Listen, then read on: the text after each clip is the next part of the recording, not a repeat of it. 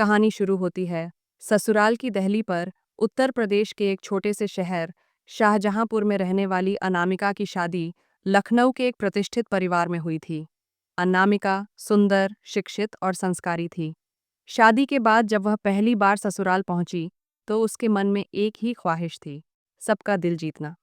पर किस्मत को कुछ और ही मंजूर था।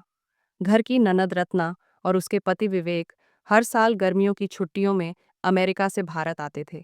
जैसे ही उनका आना होता, घर का माहौल पूरी तरह बदल जाता।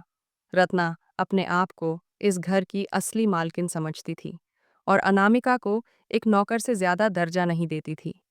रत्ना ने आते ही फरमान जारी किया, अनामिका, विवेक जी सिर्फ बोतल बंद पानी पीते हैं, उनको आरओ का पानी मत देना।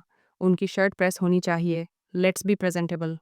अनामिका, जिसकी 2 साल की बेटी भी थी, सुबह 5 बजे उठती, खाना बनाती, घर साफ करती, फिर रत्ना और विवेक के कमरे में चाय लेकर जाती।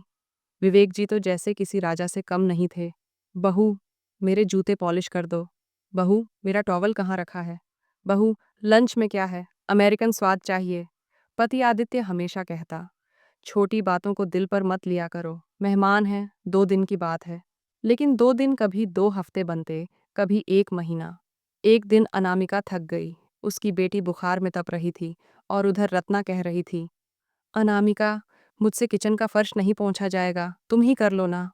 अनामिका ने शांत स्वर में जवाब दिया, दीदी, मैं आपकी छोटी बहन हूँ, नौकरानी नहीं। और ये घर सिर्फ आपका नहीं है, मेरा भी है।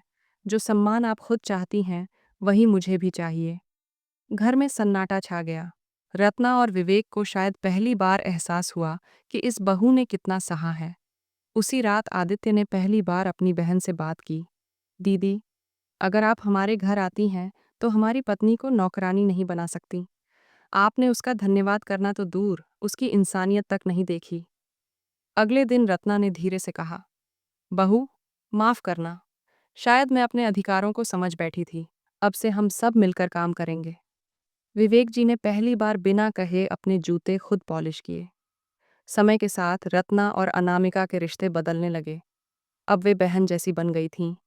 जब रत्ना अमेरिका लौटी तो जाते हुए बोली, अनामिका, इस बार अमेरिका से तुम्हारे लिए कुछ खास भेजूंगी, प्यार और सम्मान। अनामिका की आंखों में आंसू थे, लेकिन यह आंसू दुख के नहीं, स्वाभिमान की जीत के थे। शिक्षा। इस कहानी से हमें यह सीख मिलती है कि संस्कारों का अर्थ चुप रहना नहीं होता, बल्कि आत्मसम्मान के लिए आवाज उठाना भी एक संस्कार होता है। जो रिश्ते बराबरी पर टिके होते हैं, वही सबसे मजबूत होते हैं। हर बहू को सिर्फ बहू नहीं, घर की बेटी समझा जाना चाहिए। ऐसी ही और कहानियाँ सुनने के लिए सब्सक्राइब करें हमारे चैनल छोटी सी सीख को।